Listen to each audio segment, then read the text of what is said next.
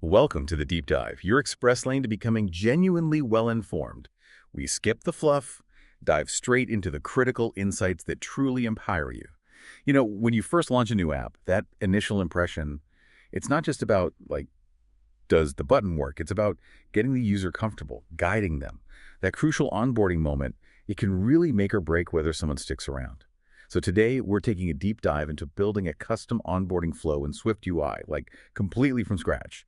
Our mission, to really unpack this detailed guide, step by step, and pull out those core concepts, the architectural wisdom that makes these flows robust, user-friendly, and honestly pretty smart.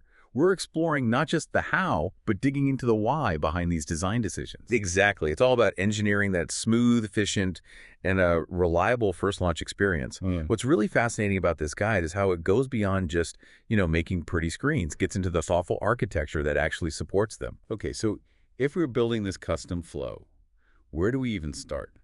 Seems like the foundation has to be, how do we define each single step in this process? That's right. The absolute starting point is the onboarding step data model. It's basically a fundamental struct. Think of it as representing one page, one screen of your onboarding. It's designed to be lightweight but still powerful, holds the essentials, a unique ID, an image name, title, description, and an accent color. Right. But this onboarding step isn't just a passive container, is it? I see it conforms to protocols like identifiable and equatable. Now, for listeners working with SwiftUI, identifiable is probably familiar, but could you maybe elaborate on why it's so fundamental here for managing this collection of steps efficiently? Oh, absolutely. That's a crucial point. Identifiable gives each step its own unique ID, usually a UUI. This lets SwiftUI efficiently track and differentiate items, especially when you're using something like a for-each loop. Without it, SwiftUI kind of struggles. It wouldn't know which item is which if the list changes, and that leads to, well, unpredictable behavior. Okay, makes sense. And equatable. And then equatable, yeah.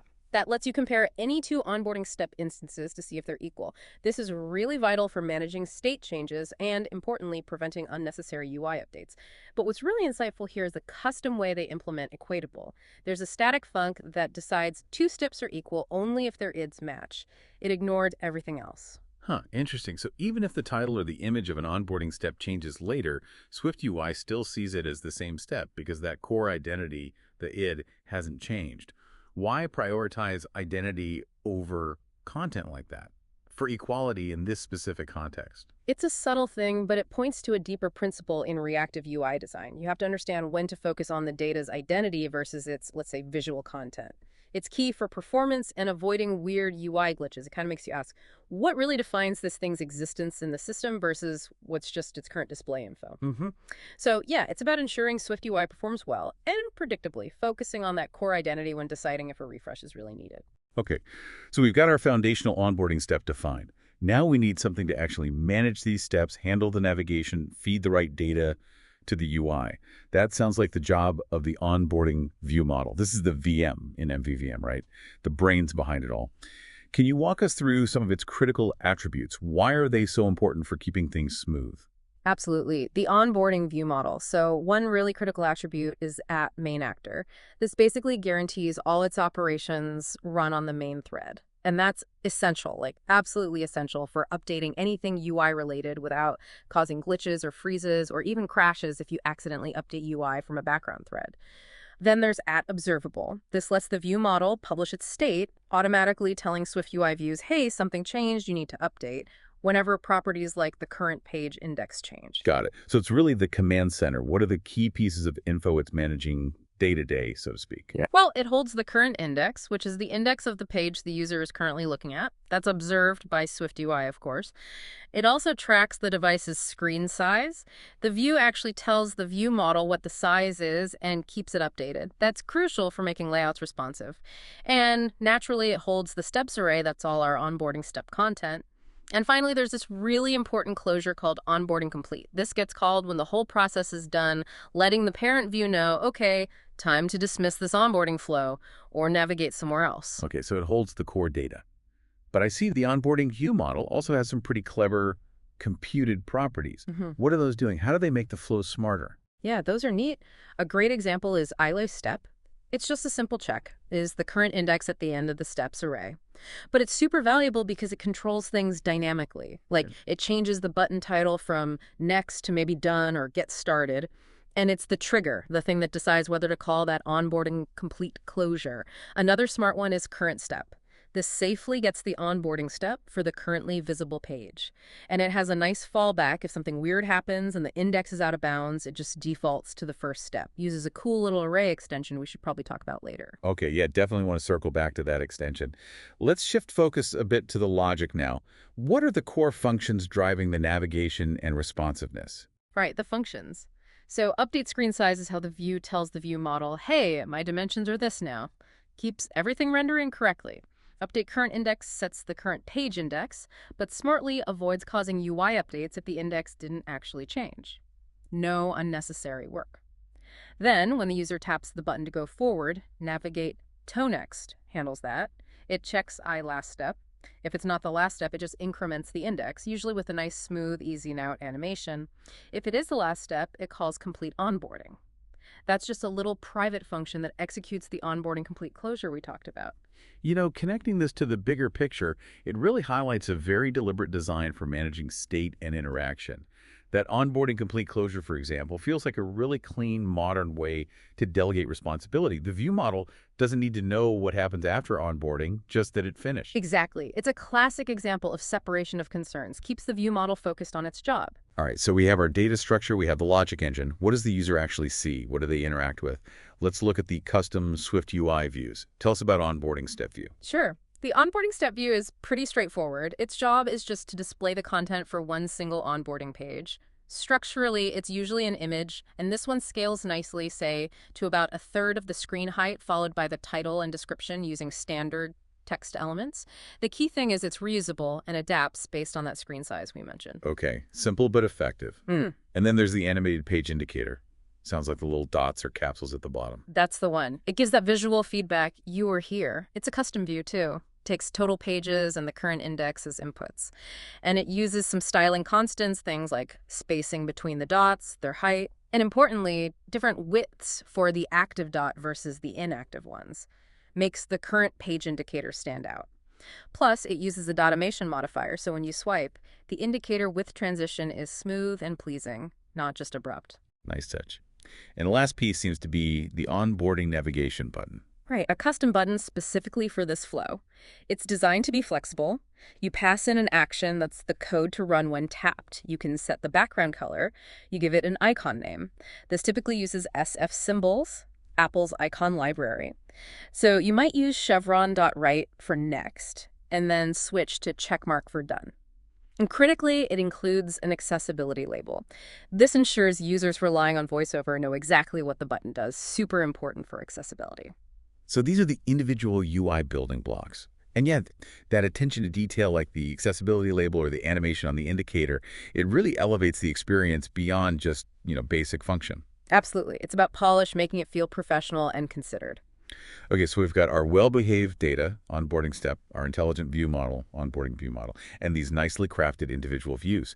How do we bring all these pieces together, like orchestrate the whole show? That sounds like the job of the main onboarding view. Precisely. The onboarding view is the central hub.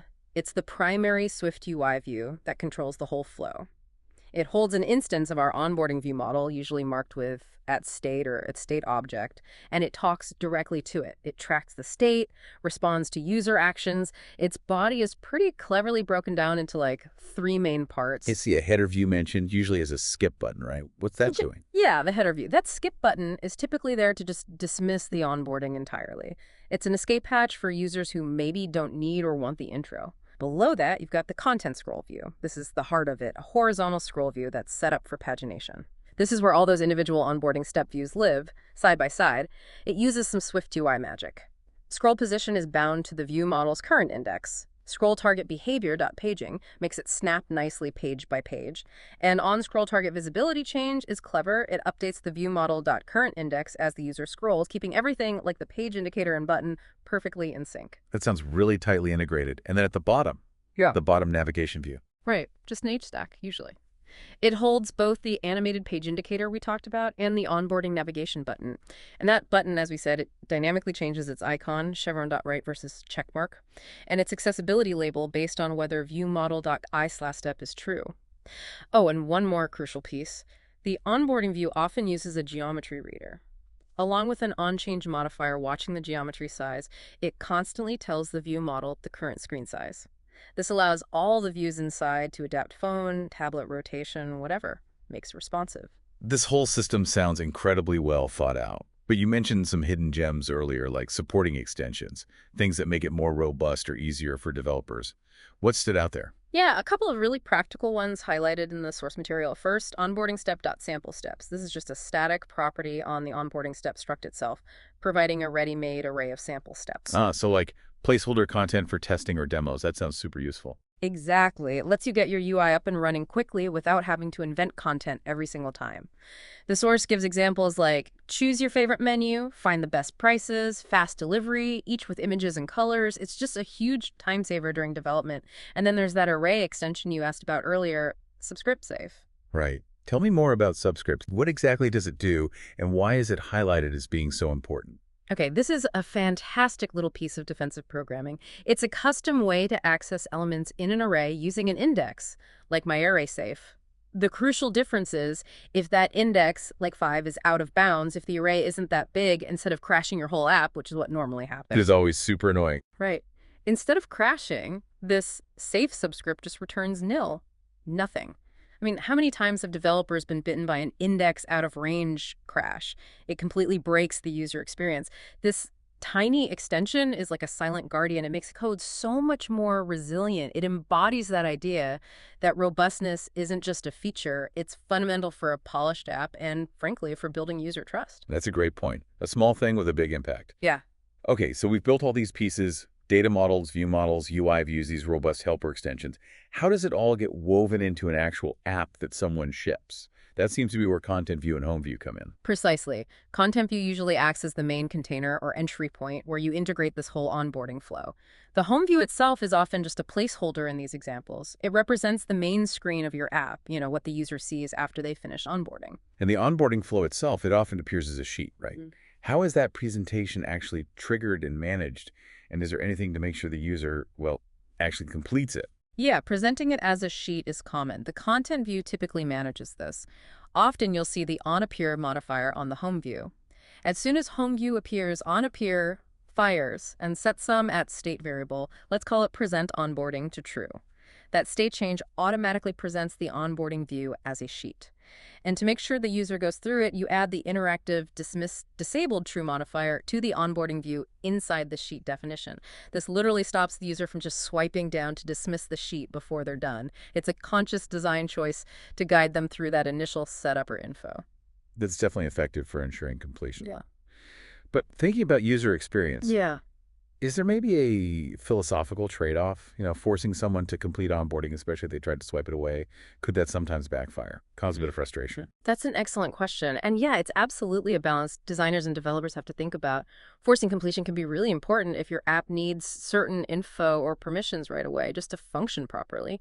Think location access for a map app, maybe. But if the onboarding isn't strictly essential for basic use, or if it feels too long or not valuable, then yeah, disabling dismissal could definitely lead to frustration. The key really is thoughtful design of the onboarding itself. Make it concise, make it clearly valuable, make it feel necessary. If you do that, the forced completion feels less like a roadblock and more like a helpful, guided first step. That's a really good perspective. Okay, so assuming the user does complete the flow, capping that final done button, how does it all wrap up? How does the sheet go away and reveal the main app? That's where that on-complete closure we passed into onboarding view comes back into play. It's elegant, really. When the user taps done on the last step, the onboarding view model calls complete onboarding, which executes that closure. Back in content view, that closure's job is simple. Set the present onboarding state variable back to false, and poof, the sheet dismisses automatically, revealing the home view underneath. Smooth transition into the main application content. Wow, okay. This has been a really thorough breakdown of building a custom onboarding flow in SwiftUI. We've really seen how all these pieces, the structured data model, the powerful view model, those reusable UI components, even smart defensive coding, with extensions, they all combine. They create something that's not just functional, but robust and genuinely user-friendly.